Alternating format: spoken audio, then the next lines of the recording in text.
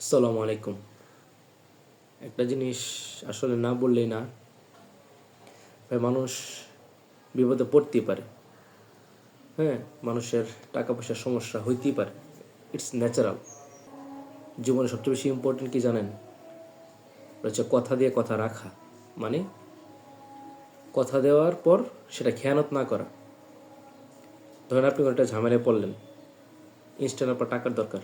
আপনি তখন আপনার পরিচিত বা যেই হোক তার কাছ থেকে আপনি টাকা চাইলেন এবং সে টাকাটা দিল।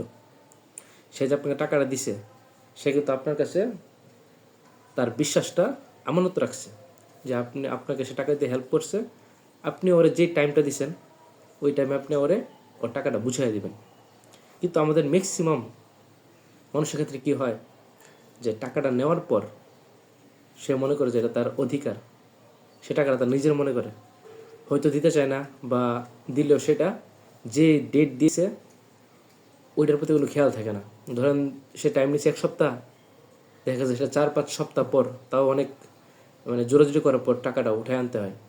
ভাই, এই যে আপনি একটা মানুষ থেকে বিশ্বাস হারাইছেন, নেক্সট টাইম যদি কোনো সময় আবার বিপদে পড়েন, সে কখনো আপনারে টাকা দিতে রাজি হইব না। তো কী দরকারটা আছে মানুষের বিশ্বাসটা ভঙ্গ করার? লেনদেন জিনিসটা ভাই খুব ইম্পর্ট্যান্ট একটা জিনিস লাইফে। লেনদেনের কারণে মানুষের সম্পর্ক নষ্ট হয়ে যায়। তাই যখন আপনি কারো কাছ থেকে ধার নেবেন, ওই টাকাটা সময় মতো পৌঁছানোর চেষ্টা করবেন, কখনো আমানতের খেয়ানত করবেন না। ধন্যবাদ।